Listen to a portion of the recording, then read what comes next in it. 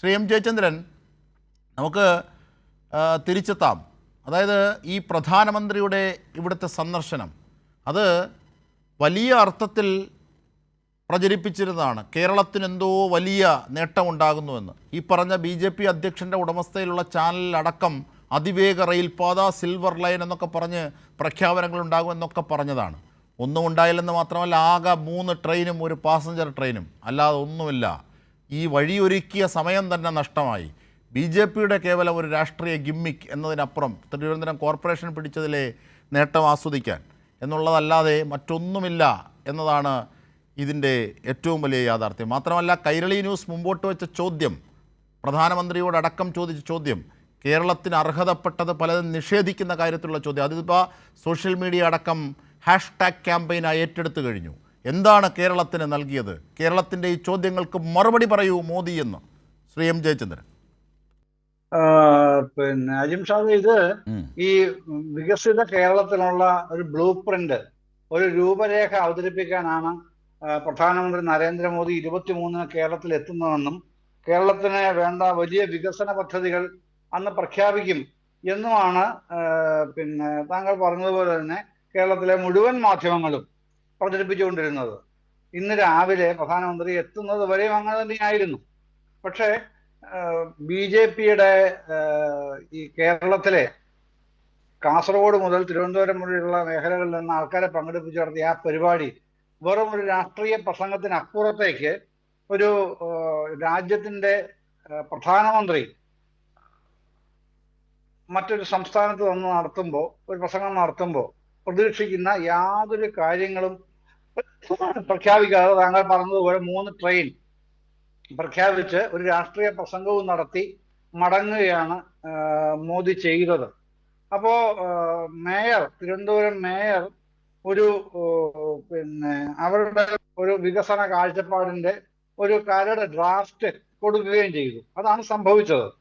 അതിനപ്പുറത്തേക്ക് കേരളത്തിൽ എന്താണ് മോദിയുടെ കാഴ്ചപ്പാട്, തരാൻ പോകുന്ന അതിവേഗ വികസനത്തിന് വേണ്ടി തയ്യാറെടുക്കുന്ന വികസിത കേരളം എന്ന സങ്കല്പത്തിൽ, അങ്ങനെയുള്ള രാജീവ് ചന്ദ്രശേഖർ പറഞ്ഞത് വികസിത കേരളത്തിലുള്ള ബ്ലൂ പ്രിന്റാണ് മോദിജി തരാൻ പോകുന്നതെന്നായിരുന്നു ഇന്ന് രാവിലെ വരെ അദ്ദേഹം വ്യാഖ്യാനിച്ചത്. ഇപ്പോ അതെല്ലാം മാറിയിട്ട് ഒരു രാഷ്ട്രീയ പ്രസംഗം നടത്തി തിരിച്ചുപോയി ഇവിടുത്തെ ഗവൺമെന്റിനെ കുറിച്ച് ചീത്ത പറഞ്ഞു. സ്വാഭാവികമായും പ്രതിപക്ഷത്തെ കോൺഗ്രസിനെയും പിന്നെ വിമർശിച്ചിട്ട് തിരിച്ചു പോവുകയാണ് ചെയ്തത്. കോൺഗ്രസിന്റെ ഇപ്പോൾ വ്യാഖ്യാനിക്കുന്നത് കോൺഗ്രസ് BJPയുടെ തെരഞ്ഞെടുപ്പ് പ്രചാരണത്തിനുള്ള കേളികൊട്ട് ആണ് പ്രധാനമന്ത്രി നടത്തിയത് എന്നാണ് BJP ഹാൻഡിലുകൾ ഇപ്പോൾ വ്യാഖ്യാനിക്കുന്നത്. അപ്പോൾ സംഗതി തെരഞ്ഞെടുപ്പിന് വേണ്ടിയാണ് പ്രധാനമന്ത്രി വന്നതെന്ന് അവര് ഭംഗ്യന്തരാണ് സമ്മതിക്കുകയാണ്. അതുകൊണ്ടാണ് നമ്മുടെ കേളികൊട്ട് അസംബ്ലി തെരഞ്ഞെടുപ്പിന്റെ എന്നൊക്കെ പറഞ്ഞു തുടങ്ങുന്നത്. ഇപ്പോൾ അത്രേ ഉള്ളൂ കാര്യം. പിന്നെ എന്നിട്ട് ഒരു കാര്യം കൂടെ, ശബരിമലയെ കുറിച്ച് പറഞ്ഞത് ഇപ്പൊ കൂടുതലായിട്ട് പ്രചരിപ്പിക്കുക, എന്താ അദ്ദേഹം പറഞ്ഞതിനോട് ഒന്ന് കേൾക്കണം കേട്ടോ ഇൻഷാദെ. അതായത് ശബരിമലയിലെ കവർച്ച ചെയ്തവരെ മുഴുവൻ പിടികൂടി ജയിലിലാക്കും എന്ന് പറഞ്ഞിട്ട് എങ്ങനെയാണ് പ്രവചനം? അതിൻ്റെ അകത്തൊരു ഒരു പിന്നെ മുന്നുപാധിയുണ്ട്.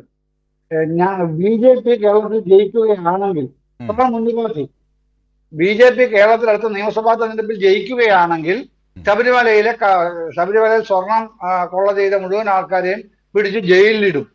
അപ്പോ ഇപ്പോഴേ അവരുടെ ഒരു താല്പര്യം എന്താണ് എന്നുള്ളത് വ്യക്തമായല്ലോ. ED അങ്ങോട്ട് അയച്ചിരിക്കുന്ന എന്തിനാണെന്നുള്ളതും പറയാതെ EDയുടെ തന്നെ പല വിധത്തിലുള്ള EDയുടെ പരിശോധനകളിലെ പക്ഷപാതിത്വവും ഇതിനകം തന്നെ ബോധ്യമായതാണ് അല്ലേ? അല്ല, അടുത്ത കാലത്ത് എങ്ങും ഭരിക്കാൻ പോകുന്നില്ലല്ലോ കേരളം. അപ്പൊ കേരളത്തിൽ ഈ വരുന്ന തെരഞ്ഞെടുപ്പിൽ BJP ജയിച്ചാൽ ശബരിമലയിലെ കവർച്ചക്കാരെ മുഴുവൻ അകത്തിടും. പക്ഷെ കേരള ഗവൺമെന്റ് എന്താണ് അല്ലേ? അതെ, കേരള ഗവൺമെന്റ് എന്താണ് ചെയ്തത്? കേരള ഗവൺമെന്റ് അതാണോ ചെയ്തത്? ഹൈക്കോടതി തന്നെ ആവശ്യപ്പെട്ടു, ഹൈക്കോടതി മേൽനോട്ടത്തെ അന്വേഷണം വേണമെന്ന് ആവശ്യപ്പെട്ടു. ഹൈക്കോടതി അംഗീകരിച്ചു, SIT രൂപീകരിച്ചു. SIT പ്രധാന തന്ത്രി അടക്കമുള്ളവരെ അകത്തിട്ടു. അതിനൊന്ന് അഭിനന്ദിക്കാൻ പോലും പ്രധാനമന്ത്രിക്ക് തോന്നിയില്ല. മറിച്ച് പകരം പറയുന്ന ഇതാണ്, ഞങ്ങളെ അധികാരത്തിൽ ഏറ്റിയാൽ ഞങ്ങൾ ചെയ്തു കളയും. അപ്പൊ അതിനുവേണ്ടിയാണല്ലോ അവരുടെ പടയെ ഇറക്കിയിരിക്കുന്ന ED. അപ്പൊ EDക്കുള്ള മെസ്സേജും കൂടെയാണ്, നിങ്ങൾ എന്താണ് ചെയ്യേണ്ടത്? നിങ്ങൾ പിന്നെ എങ്ങനെ വേണമെങ്കിൽ ചെയ്തോണം. അത് അവരുടെ താല്പര്യം സംരക്ഷിക്കണം, അവരുടെ BJPയുടെ. അതാണ് ഇവിടെ വന്ന് പറഞ്ഞിട്ട് പോയത്. അല്ലാതെ കേരളത്തിന് ആവശ്യമുള്ള എന്തെങ്കിലും പ്രധാനപ്പെട്ട കാര്യങ്ങൾക്ക് ഒരു വാഗ്ദാനമെങ്കിലും എയിംസിന് വേണ്ടി നിരന്തരം താൻ ശബ്ദിക്കുകയാണെന്നാണല്ലോ കേന്ദ്ര ടൂറിസം സഹമന്ത്രി സുരേഷ് ഗോപി പറഞ്ഞുകൊണ്ടേയിരിക്കുന്നത്. ഒരക്ഷരം പറഞ്ഞില്ലല്ലോ. എന്തെങ്കിലും പറഞ്ഞാൽ എന്തെങ്കിലും പുതിയ പദ്ധതികൾ പോട്ടെ. താങ്കൾ സൂചിപ്പിച്ച ഹാഷ്ടാഗ് ക്യാമ്പയിന്റെ കാര്യത്തിൽ കേരളം എത്രയോ പ്രാവശ്യമായി നിവേദനം കൊടുക്കുന്നു. കഴിഞ്ഞ ദിവസവും ഇന്നലെയും തോമസ് മാഷിന്റെ ഒരു ഫേസ്ബുക്ക് പോസ്റ്റ് ഉണ്ടായിരുന്നു. ധനമന്ത്രി നിർമ്മലാ സീതാരാമൻ ഈ കാര്യം ഉന്നയിച്ച് കണ്ടിരുന്നെന്നും അവരനുകൂലമായി പ്രതികരിക്കുമെന്നാണ് വിചാരിക്കുന്നതെന്നൊക്കെ പറഞ്ഞു. അതൊന്നും പ്രധാനമന്ത്രിയുടെ പ്രസംഗത്തിൽ വിഷയമാവുന്നില്ല. BJP നേതാക്കളൊക്കെ അനുഭവം പറയുന്നവരോ സ്വാഗതം പറയുന്നവരോ ഒന്നും ഇതൊന്നും സൂചിപ്പിക്കുന്നതേ ഇല്ല. കേരളത്തിന് ഇത്രയും പണം തരാതിരിക്കുന്നു ഇവർ എന്നുള്ളത് ഒരു വിഷയമേ അല്ല.